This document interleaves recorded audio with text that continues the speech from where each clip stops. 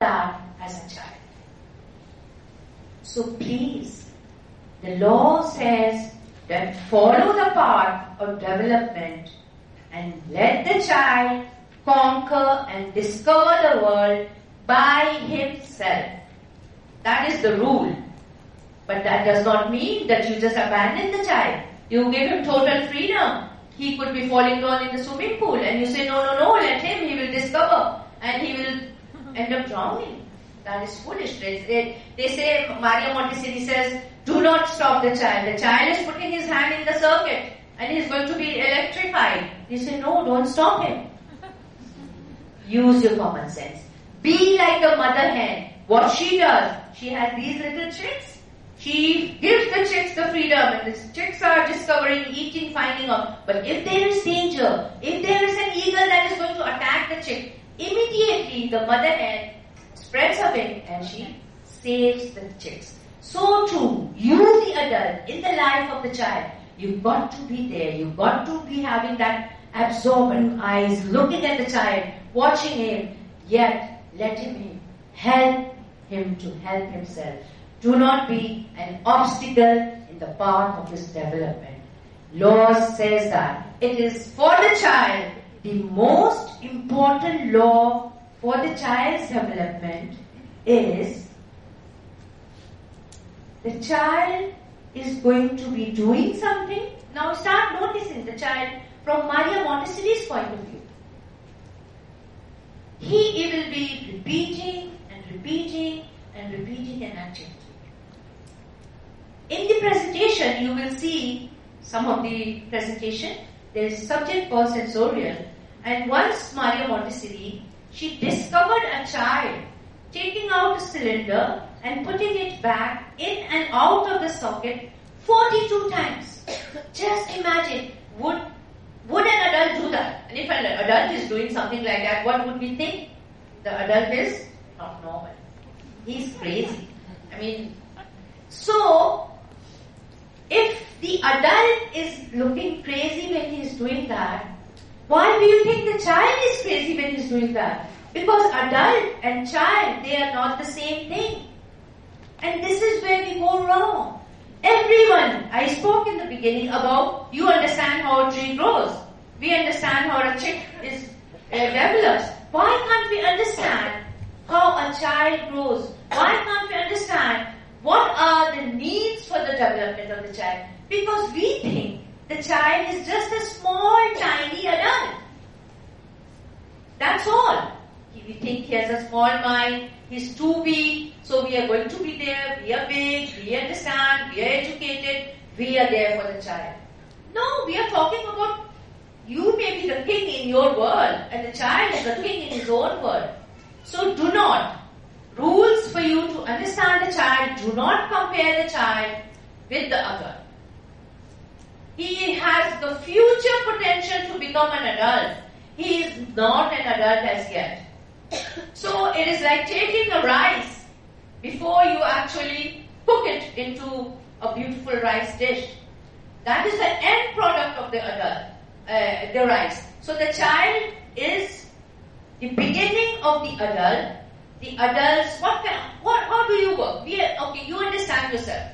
Are you happy sitting down? Yes. Your work can be substituted by another person's work. I am supposed to be giving this lecture right now. I am giving it. Suppose, just in case, I was not able to make it.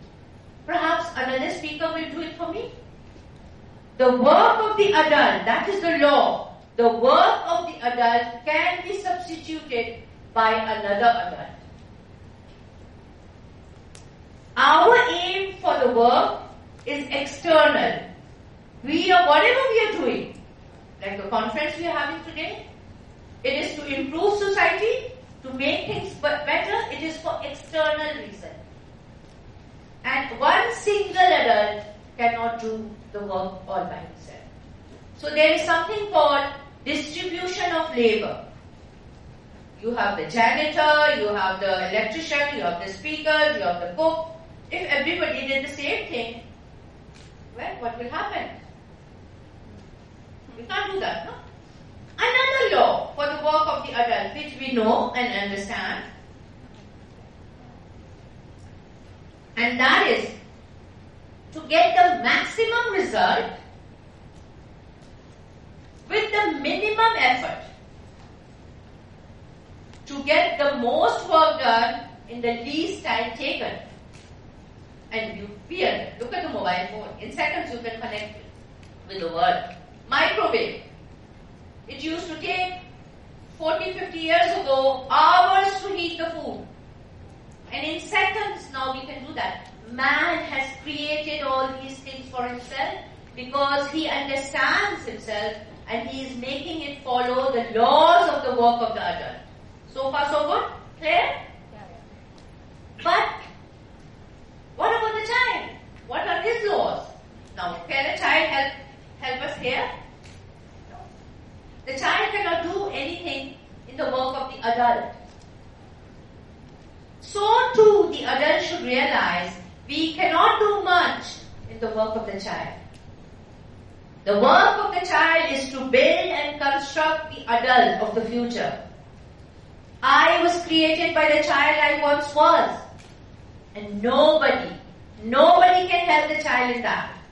For example, if I feel lazy and I don't want to make tea today, I can ask somebody else, can you make a cup of tea for me? But the child, if he feels lazy and he does not want to crawl today, or he does not want to learn how to walk today, can he ask his big sister, can you walk on my behalf? No. No one but the child can do the work that he's destined for, he's designed for. He has big assignment. He's a busy person. And all the time he's trying to do something, we feel he's wasting his time. You may see a child with a bucket full of pebbles. He will put it in the bucket and chances are he will throw it back again and pick it up one by one because he's repeating. He is passing through the two more of the most important rule is the child is blessed with something called the sensitive period. Please note on that. You may know it. Sensitive period. If we define these two words, sensitive and period means time, intervals. So there comes in the life of the child few periods, few time, moments where he is very sensitive towards learning, and while he is passing through these sensitivity, meaning while he is passing through these attraction, he learns. So he passes through a sensitive period for learning language because he is attracted to the human sound. Have you ever seen a small baby? When you speak, he looks at your lips and he is focusing his attention directly on your lips because he is trying to learn. Then he tries to repeat. So, why don't we do that? If I hear you speaking, is it Bhasha? What's the language? Indonesian language called? Bahasa. Bahasa. If I want to learn that, do I start looking at your lips? And even if I look at your lips and I stay with you for 2-3 months, can I speak it? No. I will have to go to maybe a learning center, I will have to consult a dictionary, repeat. Only then still I can't speak fluently. It will remain a foreign language. With the help of the sensitive period, the child takes in language in totality. And the wonderful thing is, the magic is that it's not only one language. If a child hears 2-3 language between the age 0 to 6, he could speak it all equally well. Isn't that wonderful? You don't have to send him to school. And you don't have to spend money. Give the child whatever you want him to learn. He passes through sensitive period for something called order. Notice the small children, you see like this, look what I did as an adult. I left this. The child will never do that. The child will pour this, all over the world, and they will put the cap up. If a child sees these 2 bottles kept like that, he will just naturally come and put it like that. If you take off your slippers and you put it in different direction, one going here, one going there, any child will come and put it straight. That is because the nature has given that command. They are passing through that sensitive period for order. If we as an adult understood that, we would not stop there. We would just be there. And you would provide things, activities to them where it's going to help them reinforce that sensitivity for order. The child also passes through a sensitive period for tiny objects. So how could you help with that? You know, we think children love big things. Once in the school, I was showing a child a zoo picture, and we should look at that. Oh my God, look at that big elephant, and he has big ears and long trunks. And there is a big giraffe with a long neck. And a little child, she was not interested in what I was saying. And she just ran from the back and she came and she pointed out, Auntie, look at this black ant. Tiny little dot, a black ant was crawling in that huge picture with the zoo. We are focusing on the big thing. The child is focusing on the tiny detail. That's a very important thing. So sensorial material, as you will see, it is based on that we train and refine the child's senses, where he can grade things. Because we know as adults, you will know as an adult, that the child is passing through that time.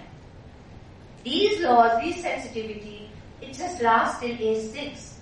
And what happens? Once that's gone, it dissipates, it finishes, it never comes back. And that's why it becomes not impossible, but difficult to learn anything later. Learn a new language at age 18. Imagine we think we are adult, we will be able to learn anything much more easier than the child. But no. The child, as I said, he has that absorbent mind. He has taken in everything in totality. He is unable to decide. It's just like a sponge. You know, the water is hot, dirty, smelly. If it goes in the water, it's going to take it out. So the language you expose the child to is good language, bad language. He is going to take it all in. Once everything is taken in totality, till age 3, then he comes to another phase which is known as the conscious absorbent mind. What's the difference? Still the child is taking things in, but then he begins to know what is good, what is bad. The child begins to make a choice. I want to eat that, I want to drink this, I do not want to drink that. I want to wear this dress, I do not want to wear that dress. Parents at that time totally crush that. Oh, you become too fussy. You make to wear this, eat that. I mean, we never ask. We always tell. How many of us actually ask a child, would you like to eat this? Would you like to do this? Would you like to go to sleep? No. It is time to eat that, eat this, do that, drink that, do your homework, turn off the TV, pack up the toys, it's order, order, order. How would you feel if all the time somebody is telling you to do this and do that? Would you feel good? No. Well, the child is a human being. In fact, he is the result of that miracle that we call the creation. Remember, we the adult, we are going towards death. Each day, each moment of our life is bringing us closer to death.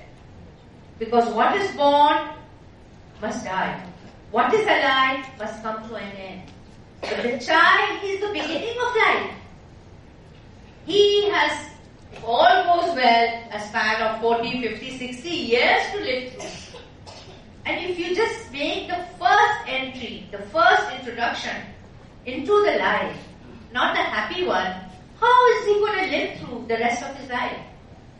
You go to a foreign country and the first welcome you get for the first few days is unpleasant.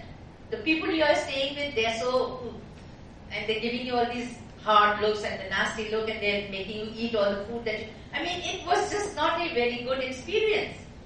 Would you continue living there? No.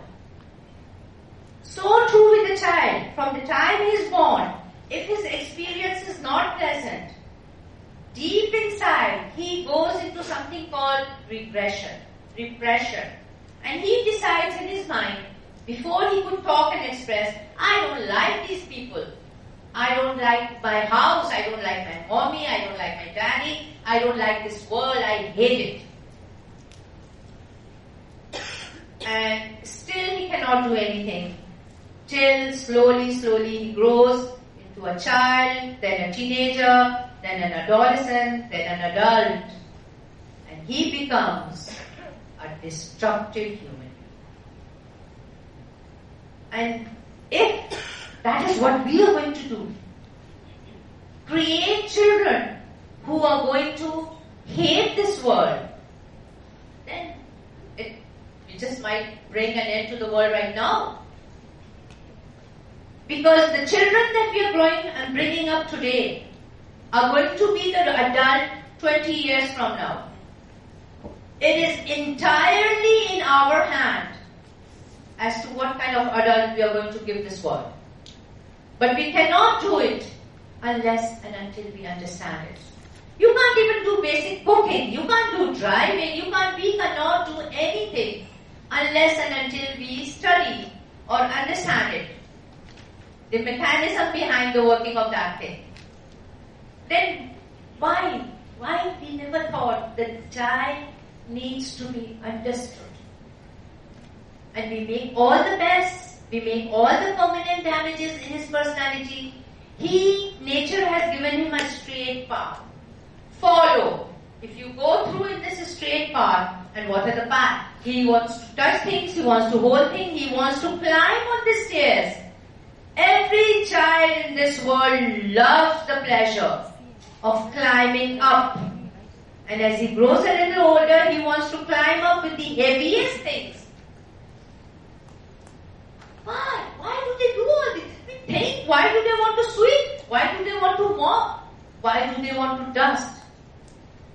All children cannot possibly be crazy. So if all the children are doing, and Maya Montessori has made these discoveries after having working with children for more than 40 years. Children in different countries, Italy, America, India, Japan. That means children coming from all different backgrounds, but they are all the same.